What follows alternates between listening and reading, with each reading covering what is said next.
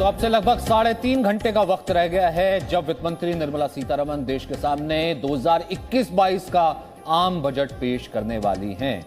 लगभग 3.5 घंटे के करीब का वक्त रह गया है। कुछ ही देर पहले जब हमने रुक किया था उस वक्त हालांकि बहुत ज़्यादा तैयारी नहीं थी, लेकिन कुछ ही क्षण में निर्मला सीतारमण निकलेंगी। यहाँ पर राष्ट्रपति भवन की तरफ वो जाएंगी। वहाँ से राष्ट्रपति की मंजूरी के बाद फिर कैबिनेट की बैठक होती है 10:15 के करीब। फिर उसके बाद 11 बजे संसद पटल पर वो बजट रखेंगी। इस बार पेपरलेस बजट है और जी न्यूज़ पर लगातार हिंदी में आप इस बजट को सुनेंगे। तो आम आदमी जहां टैक्स की उम्मीद कर रहा है, आम आदमी ये कह रहा है कि टैक्स में उसे उम्मीद मिलेगी, वहीं युवा उम्मीद कर रहा है कि बेरोजगारी से उसे राहत मिलेगी, रोजगार के और अवसर आएंगे। मैन्युफैक्चरिंग सेक्टर को लेकर के और साथ ही साथ सर्विस सेक्टर को लेकर के भी उम्मीदें हैं। ये इस वक्त नॉर्थ ब्लॉक की तस्वीरें, वित्त मंत्रालय की तस्वीरें, सुबह की तस्वीर भी इस वक्त आने लगी है। क्या टैक्स के तरीकों में बदलाव होगा? आम आदमी को टैक्स में छूट मिलेगी? सरकार बजट में टैक्स में छूट बढ़ाएगी? आम आदमी के लिए क्या होगा? आम गृहिणी के लिए क्या होगा? सीनियर सिटीजन के लिए क्या होगा? और सबसे पहले हम बात करते हैं बेरोजगारी की दर की, यानी कि रोजगार का यहाँ से क्या होगा। देखिए, बेरोजगारी की दर जो है एक बहुत बड़ी चुनौती जो कि बढ़ती चली जा रही है। कहाँ जनवरी में 7.22% थी और बीच में जब कंप्लीट लॉकडाउन हुआ था उस वक्त तो देखिए 21.73% तक इसने हाईएस्ट पीक तक गया है और इस वक्त 9.06% है। तो बेरोजगारी दर से निपटना इस वक्त बहुत बड़ी चुनौती होगी और बेरोजगारी से निपटने का मतलब यह है कि नए रोजगार पैदा करने पड़ेंगे। अब नए रोजगार किस सेक्टर से पैदा होते हैं? नए रोजगार सर्विस सेक्टर से, मैन्युफैक्चरिंग सेक्टर से, जैसा कि हिमांशु भी पहले बताए थे, रियल एस्टेट को बूस्ट कर सकती है, उससे तमाम इंडस्ट्रीज जुड़ी हैं, उससे कई रोजगारों का सृजन हो सकता है। तो इस वक्त रोजगार जो है वो एक बहुत बड़ी चुनौती होगी। और उसके बाद कोरोना में बहुत मार जो है, बहुत सी ऐसी इंडस्ट्रीज हैं, भले एंटरटेनमेंट इंडस्ट्री हो, मैन्युफैक्चरिंग इंडस्ट्रीज हो, स्मॉल स्केल इंडस्ट्री हो, बहुत सी ऐसी इंडस्ट्रीज हैं जिसको नुकसान पहुंचाया है। उसको बूस्ट करने के लिए, छोटी छोटी इंडस्ट्रीज को बूस्ट करने के लिए गवर्नमेंट और वित्त मंत्री क्या इस वक्त लेकर के आती हैं वो भी देखना होगा। नौकरी पेशा उम्मीद कर रहे हैं कि एटीडी में हो सकता है कि उसको स्वास्थ्य बीमा पर ज़्यादा छूट मिलेगी। इस वक्त निर्मला सीतारमण के घर के बाहर हम आपको सीधा ले चलते हैं। रवि त्रिपाठी हमारे साथ मौजूद है। रवि, कितनी देर में वित्त मंत्री निकलेंगी? फिर यहाँ से राष्ट्रपति भवन, फिर उसके बाद राष्ट्रपति की मंजूरी, फिर कैबिनेट की बैठक। देखिए, जो समय बताया जा रहा है वो लगभग 8:40 के आसपास का समय होगा। आप देखिए, हलचल तेज है। अब गाड़ी जो सिक्योरिटी के जो उनके साथ जाएगी वो सारी आ गई है। दिल्ली पुलिस के तमाम लोग पहुंच चुके हैं, बैरिकेडिंग कर दी गई है। तो यहाँ पूरी तैयारी अंदर हो सकता है। वित्त मंत्री पूजा पाठ कर रही होंगी और ये भी मान रही होंगी इस बजट से तमाम लोग खुश हों, क्योंकि देखिए सबसे बड़ी बात यह है कि कोरोना काल के बाद ये जो बजट है इसके काफ़ी मायने हैं। और प्रधानमंत्री ने भी संसद के पहले दिन ही कहा कि इस साल हम एक नहीं 3-4 बजट ऑलरेडी दे चुके हैं। उसके बाद इस बजट से उम्मीदें, और बजट से उम्मीदें इस बात को लेकर है क्योंकि कहा जा रहा है कि 2021 में भले ही आप आर्थिक तौर पे पीछे रहे, लेकिन 2022 में लंबी छलांग मारने वाली है भारत की इकॉनमी। और ऐसी स्थिति में, और जिस तरह से निर्मला सीतारमण ने भरोसा दिलाया है कि 100 साल में भी आपने ऐसा बजट नहीं देखा होगा, इस वजह से लोगों को बहुत ज़्यादा उम्मीदें हैं। जो नौजवान हैं उनको रोजगार को लेकर बहुत ज़्यादा उम्मीदें हैं। जो इंडस्ट्री, जो खासतौर पर जिनका सबसे ज़्यादा नुकसान हुआ है इस कोरोना काल में, उनको बहुत ज़्यादा उम्मीदें हैं पैकेज मिलने की। जो सर्विस क्लास के लोग हैं उनको लग रहा है कि टैक्स में छूट मिलने वाली है, टैक्स का स्लैब में चेंजेज होगा। एग्रीकल्चर सेक्टर के लोगों को उम्मीद है, तमाम सेक्टर के लोग ये मान के चल रहे हैं कि उनको कुछ न कुछ मिलने वाला है और साथ साथ देश की इकॉनमी जंप करने वाली है। ये सबसे बड़ी बात है।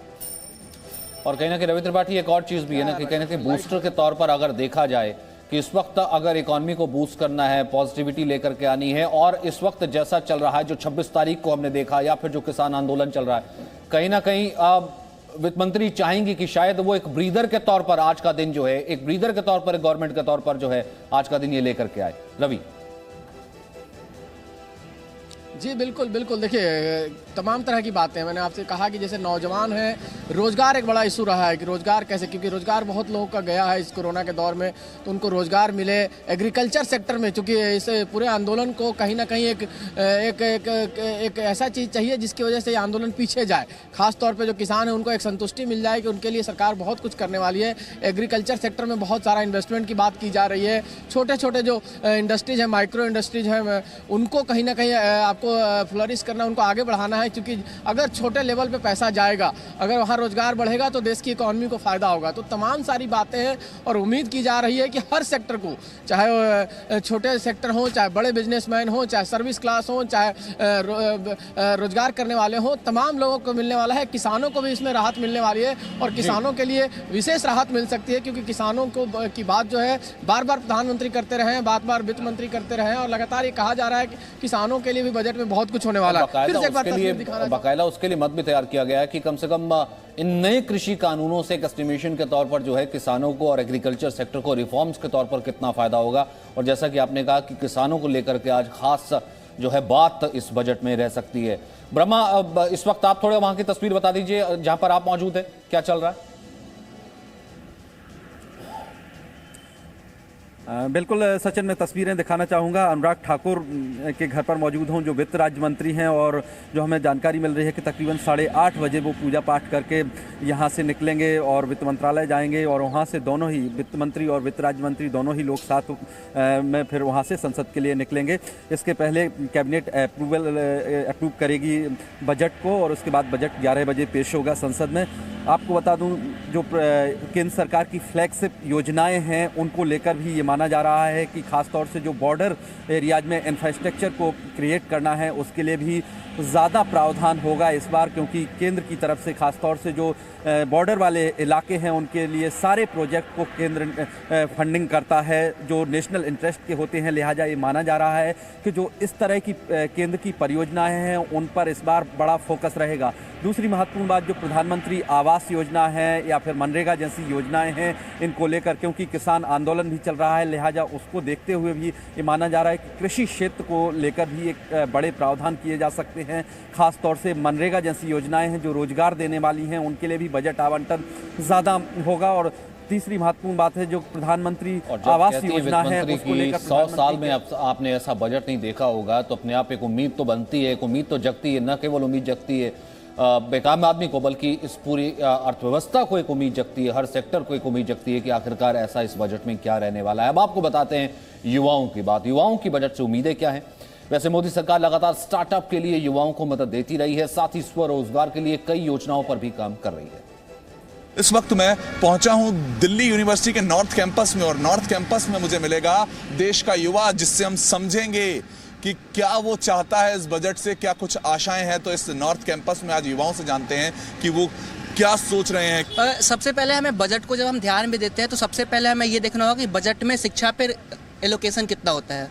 जैसे कि हमारी ये मांग होती है कि शिक्षा पे जो खर्चा हो वो बजट का 10वां हिस्सा हो, लेकिन यूजीसी हमें 2 सालों से, ये 3 सालों से बोल रही है कि हम बजट पे 6% शिक्षा का खर्च दे रहे हैं, बजट को एलोकेट कर रहे हैं एजुकेशन पे। लेकिन हम ये देखते हैं कि जो 6% वहाँ से एलोकेट होता है वो खर्च नहीं हो पाता है। तो यूजीसी कहीं ना कहीं जितने पैसे एलोकेट कर रही है एजुकेशन पे उसको यूटिलाइज किया जाए। हम यही चाहेंगे कि जैसे कि देश में अनएम्प्लॉयमेंट दिन ब दिन बढ़ती जा रही है, तो उसके लिए भी कुछ खास ध्यान रखा जाए इस बार बजट में। और जैसे हर बच्चा परेशान है नौकरी को लेके, तो उसके लिए भी कुछ एक सोच रखी जाए, बच्चे के हित के लिए भी। जितने भी हमारे विश्वविद्यालय में सारे बच्चे पढ़ रहे हैं उनके लिए भी कुछ सोचा जाए। मैं चाहता हूँ कि अपनी जो बजट में कुछ ऐसी चीज़ें हैं जो अपने अनएम्प्लॉयमेंट ख़त्म हो और देश के युवाओं को बढ़ने का मौका मिले। इस बजट में जो सबसे ज़्यादा, क्योंकि कोरोना की जो परिस्थितियाँ आई हैं उसके हिसाब से सबसे ज़्यादा जिस चीज़ पर ध्यान देने की ज़रूरत है वो ऐसी शिक्षा उपलब्ध कराई जाए जिससे कि तुरंत से जॉब मिल सके बच्चों को, क्योंकि इस वक्त बेरोजगारी एक बहुत बड़ी समस्या है युवाओं के बीच। हमारे भारत की एजुकेशन पॉलिसी अच्छी और न्यू एजुकेशन पॉलिसी भी आ रही है, बट कई बार हम ये भी देखते हैं कि स्टूडेंट्स को बहुत ज़्यादा संघर्ष करना पड़ता है एक सीट लेने के लिए। तो हमारी वित्त मंत्री से यही गुजारिश है कि वो बजट को इस तरीके से पारित करे कि नए विश्वविद्यालयों का निर्माण हो, नई IITs आए। ये ग्राउंड रिपोर्ट का मकसद यही था कि जो युवा 2021 का युवा क्या सोच रहा है, वो चीज़ें हमारे सामने आ चुकी हैं, उनकी आशाएं सामने आ चुकी हैं और अब सिर्फ 1 फरवरी का इंतज़ार है कि वो आशाएं इस युवाओं की, जो युवा हैं, जो नौकरियों की तलाश में हैं, जो नए कॉलेजेस की तलाश में हैं, उनकी कहीं ना कहीं वो आशाएं पूरी। दिल्ली से वरुण भसीन, जी मीडिया। चलिए, तो युवाओं की उम्मीदें थी और इस वक्त हमारे साथ जो पैनलिस्ट मौजूद है उनकी क्या कुछ उम्मीदें, जब लगातार हम आपको कह रहे हैं कि 6 लेंसेज से हम आपको बजट की खास कवरेज दिखा रहे हैं। सबसे पहले दीप्ति, मैं आपके पास आना चाहता हूँ। लॉकडाउन हुआ, कोरोना आया, हर कोई घर में दुबक करके रह गया और आज बजट से उम्मीद है कि कुछ होगा, जॉब्स आएंगी, बाहर निकलेगा। अगर किसी ने संभाला उस वक्त मेरे ख्याल से घरों को, तो आप लोगों ने संभाला, हाउसवाइफ ने संभाला। क्या उम्मीद है आपकी इस बजट से, संक्षिप्त में? आपने सही कहा, बहुत ही खराब साल था और बहुत चैलेंजिंग भी एज अ हाउसवाइफ। मेरे लिए आई थिंक दो पहलू पे बात करना चाहूँगी। पहला पहलू है दैट जो EMI रेट्स हैं, हमारे EMIs नहीं रुके, हमें इंटरेस्ट पे करना पड़ा, तो होम लोन के जो इंटरेस्ट रेट्स हैं अगर उस पर कुछ चर्चा हो सके, और अगर वहाँ से मुझे बहुत ज़्यादा उम्मीदें हैं। दूसरा पहलू मैं बोलूँगी दैट जो हमारे रेगुलर कमोडिटीज़ हैं, जो रोज़मर्रा की चीज़ें हैं जो हम यूज़ कर रहे हैं, वहाँ पे दाम बहुत ज़्यादा है, तो क्या हम वहाँ पे कुछ रिबेट की आशंका कर सकते हैं? महंगाई, यानी कि महंगाई जो है एक मेन फैक्टर है। जी या सुमन कोहली, एक्चुअल में मैं जैसे एक वर्किंग वुमेन भी और हाउसवाइफ भी, दोनों का ही काम साथ में हो रहे हैं। जैसे आफ्टर कोरोना हमने देखा, इवन कि कोरोना अभी चल ही रहा है, तो हम यहाँ पर देखा है कि इन्फ्लेशन और बढ़ा है, एम्प्लॉयमेंट पे उसका बहुत ही इफेक्ट आया है, और यहाँ तक कि है हॉस्पिटलाइजेशन, मेडिकल, वो और भी एक्सपेंसिव हो गया। जिन लोगों को एक तो उनके पास पहले से एम्प्लॉयमेंट नहीं था, उसके बाद क्या हुआ, अगर वो हॉस्पिटल में गए हैं तो जबकि गवर्नमेंट से ये सब चीज़ें फ्री में होनी चाहिए उनके, स्पेशली जो वैक्सीनेशन थी।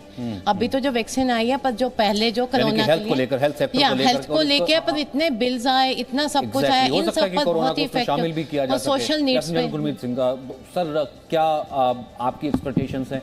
डिफेंस सेक्टर में जाऊंगा, लेकिन first of all as a citizen, ये आपने टफ टाइम्स देखा, आज क्या उम्मीद कर रहे हैं, कितना बड़ा बेहतरी आएगा sir? With the mic sir. जिस प्रकार भारत ने कोविड की लड़ाई लड़ी है और राष्ट्रीय सुरक्षा में भी एक बहुत बड़ी लड़ाई लड़ रहा है अभी, चीन, पाकिस्तान, इन दोनों का गठबंधन और टेररिज्म की जो लड़ाई लड़ रही है, तो पक्का एक विश्वास है, भरोसा है, और पक्का है कि इस बार जो मॉडर्नाइजेशन, इंफ्रास्ट्रक्चर डेवलपमेंट और जो एक्विजिशन के लिए बजट काफी अच्छा होगा। पक्की उम्मीद है एज ए सिटीजन और एज ए सोल्जर। ठीक है, सेना सर। सचिन, पहली बात तो मैं ये कहना चाहता हूँ कि बजट को हम किस तरह से देखते हैं। बजट सेना के लिए एक टॉनिक है, संजीवनी है, एक सुरक्षा के पेड़ को जल सींचता है और सशक्त करता है।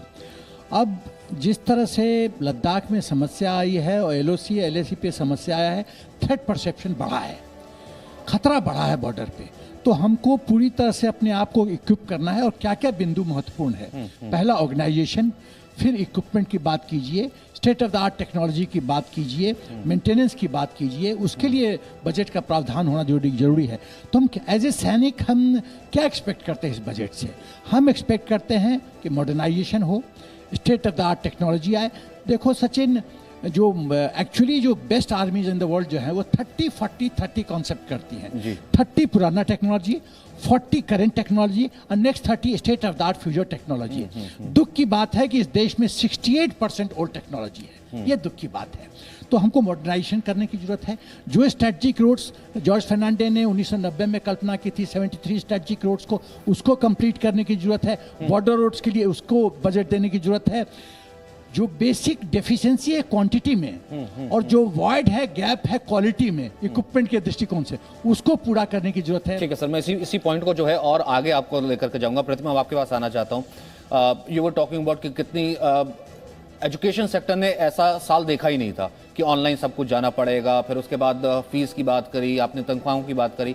क्या एजुकेशनल रिफॉर्म्स आप कुछ एक्सपेक्ट कर रही हैं या कुछ चाह रही हैं? Yes sir, first of all I would like to say good morning to everyone. बहुत चेंजेस आए हैं एजुकेशन सेक्टर में। पहले की अगर हम ट्रेडिशनल एजुकेशन की बात करें और आज की एजुकेशन की बात करें, there is a lot of change in that. अब सब कुछ वर्चुअल हो गया है। प्रीवियसली हम इस चीज़ को नहीं सुनते थे कि virtual education, students will be learning virtually. अब वर्चुअल एजुकेशन है तो ऑलरेडी NEP आ चुका है, national education policy. Toycathon आ चुका है CBSE की तरफ से, where we are giving learning by doing. And manufacture industry, जैसे सर बोल रहे थे, तो मैन्युफैक्चर इंडस्ट्री जब बच्चे खुद के टॉयज़ बनाएंगे और खुद से अपनी लर्निंग बाय डूइंग करेंगे, सो दैट डेफिनेटली एक बूम आएगा इंडस्ट्री के अंदर। और they are the future and they are the futuristic 20 second generation. में, इससे पहले कि मैं एक लास्ट कमेंट आपसे लूंगा, फिर मुझे एक ब्रेक पे जाना है। बजट के मायने ही बदल गए हैं। बजट अब एक कन्फाइंड होकर के रह गया कि मैं घर पे बैठ करके सुरक्षित हूं और 2 टाइम की रोटी मिल रही ना, उतना ही बजट मेरे लिए ठीक है। जॉब बची रही, उतना ही बजट मेरे लिए ठीक है। बाकी एक्सपेक्टेशंस ही चीज़ हो गई है।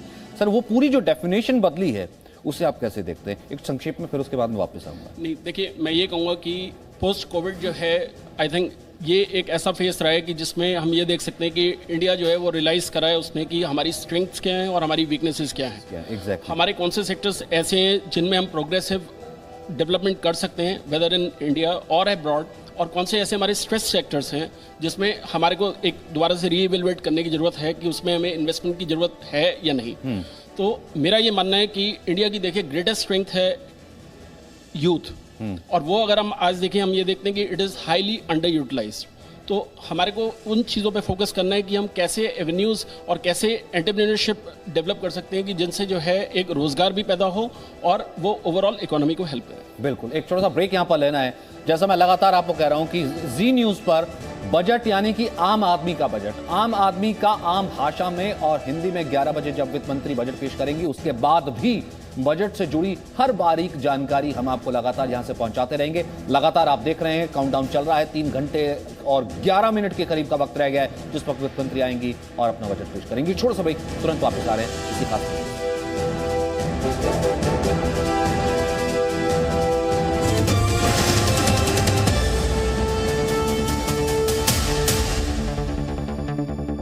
Presenting B News app, available on Google Play and App Store. Download it now.